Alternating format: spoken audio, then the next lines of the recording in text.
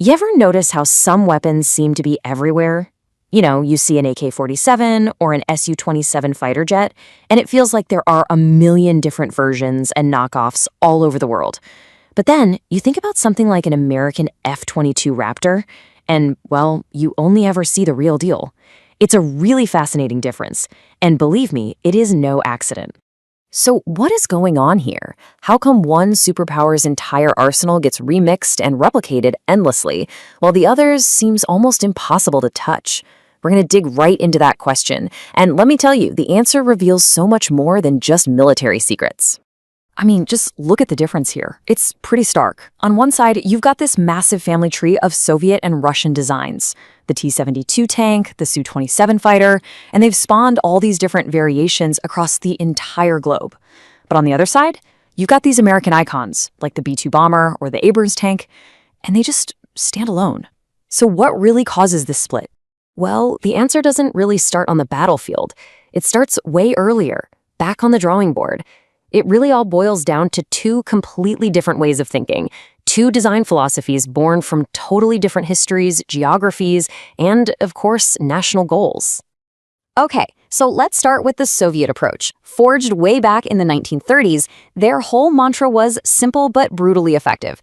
The goal was to churn out weapons that could be built by the thousands by workers who might have been farmers just a few weeks before.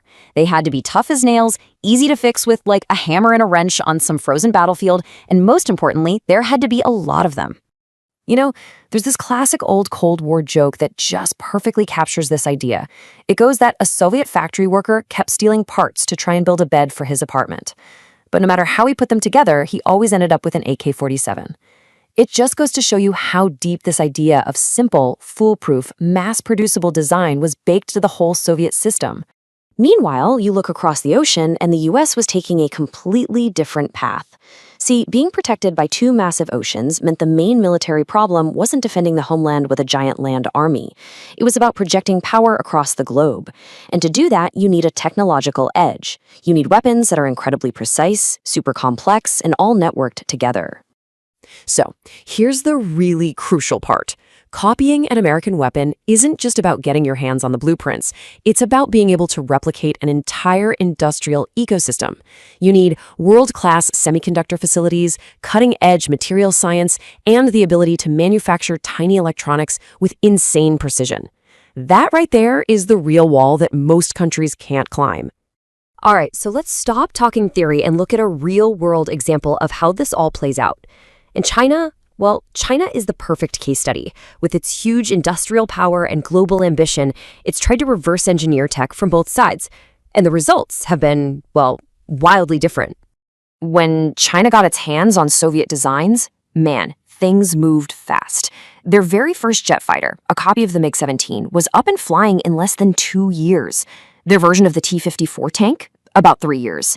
And even much more modern jets like the Su-27 were successfully copied, because the basic industrial DNA, the sort of technical language, was something they already understood. Okay, but now, look at this number. In the 1980s, China managed to get a hold of an American Black Hawk helicopter, a famously complex piece of machinery.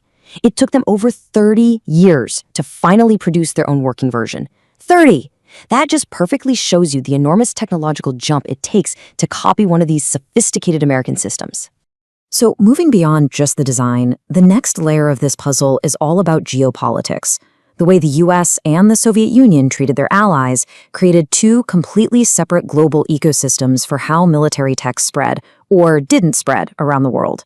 The goals here were just fundamentally different. The Soviets wanted partners who could help share the military load, so they often just transferred the technology and helped their allies build their own local factories. This created a whole ecosystem of partners who could build, maintain, and even modify their own gear. The US, on the other hand, was more focused on maintaining control and influence. They did this by selling super advanced but restricted hardware. This created a network of customers who were really dependent on the US for parts, for upgrades, for pretty much everything. And this isn't just theory, right? This has major real-world consequences. Allies who buy American weapons are often locked into these strict agreements that say how, when, and where they can even use them. It means that just because you own a piece of US military tech, that doesn't mean you actually have the freedom to use it however you see fit. It creates a real strategic dependency. Okay, so for the final piece of the puzzle, let's actually look inside the defense industries themselves.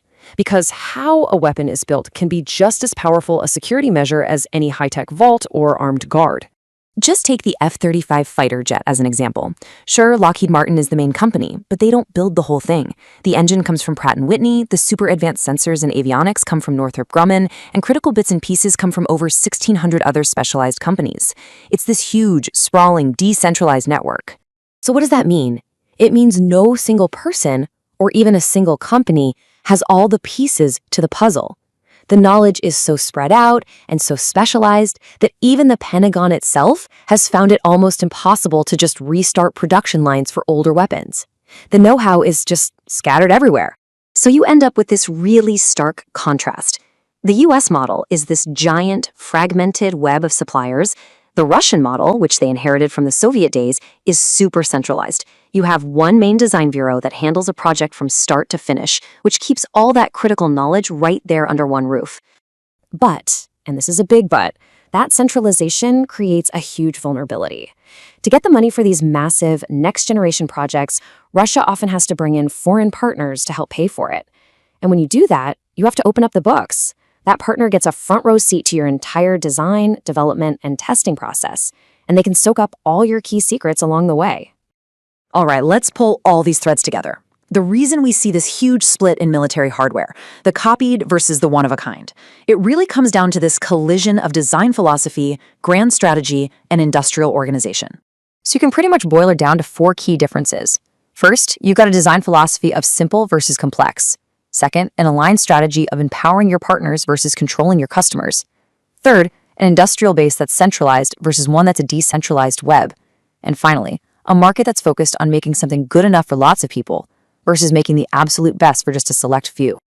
Now, we have to add one really important clarification here. This doesn't mean all Russian technology is simple and easy to copy. Absolutely not.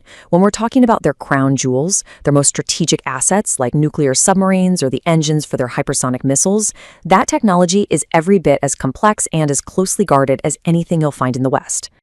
And all of this leaves us with a huge, fascinating question for the future. As technology keeps changing and the whole nature of war evolves, which of these philosophies is going to win out? Is it the power of mass-produced, good enough simplicity? Or is it the overwhelming advantage of sophisticated, singular, and basically uncopyable power? That's a debate that's being put to the test on battlefields around the world as we speak.